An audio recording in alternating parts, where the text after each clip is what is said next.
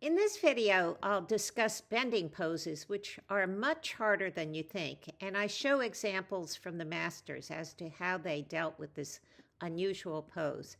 And it's in my book, Ellen's Guide to Rhythm and Motion, on Amazon. When we bend, we end up forming a 7 position where our chest is horizontal and our upper legs are diagonal. We start in an upright position with the head and the pelvis over our feet. And then our chest circles down as our butt circles up, going around the center of gravity. You can think of it even as a lever or as a seesaw that continually moves around the center of gravity. And then once we're in the 7 position, our feet are here. So our butt is on one side of our support and our upper body and head are on the other side of the support. So let's analyze this Rembrandt drawing of a man bending forward. And I first drew the red line between the feet, and then I drew this purple line from his center of gravity down, and you can see that it hits the line between the feet exactly in the middle.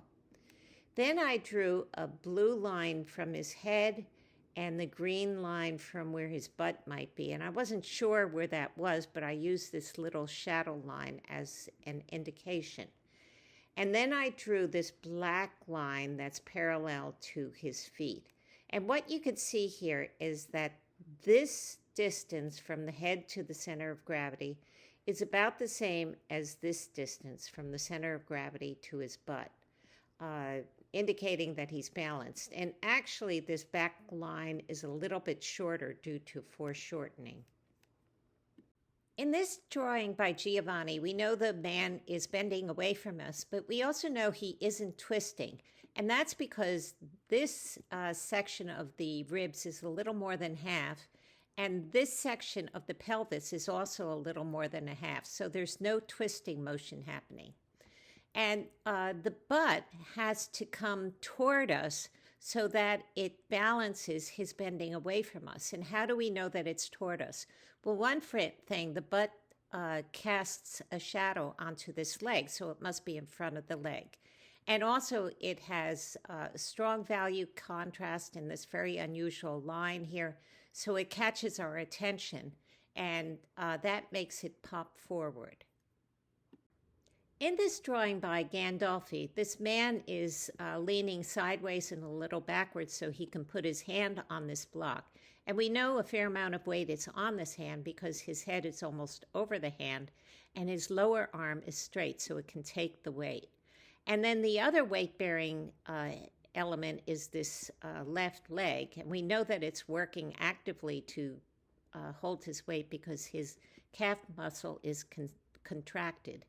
And then he has the other foot in the air. So it's a very unusual pose. And he is twisting slightly. And we know that because here, that part of the rib cage is maybe 2/3 of the rib cage. And C maybe is 3/4 of the pelvis. So there's some twisting going on in this direction. I think the light shadow effects here are very interesting.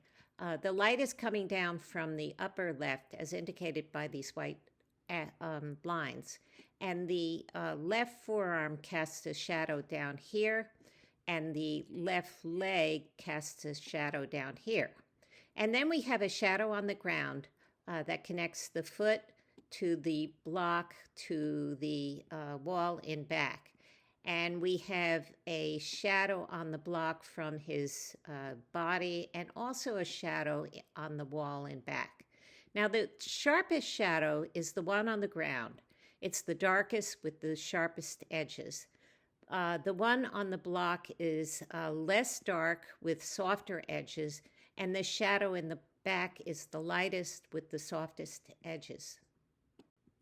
To approach the 3 turns in this figure, you need to find the midline of each section. So this is the midline of the ribs, this is the midline of the head, and the pelvis is here. So you can tell from the midline how much turn is happening. I have a new book out called Ellen's Art for Beginners on Amazon, and a YouTube channel where I discuss much of the information, and it has the same name, Ellen's Art for Beginners.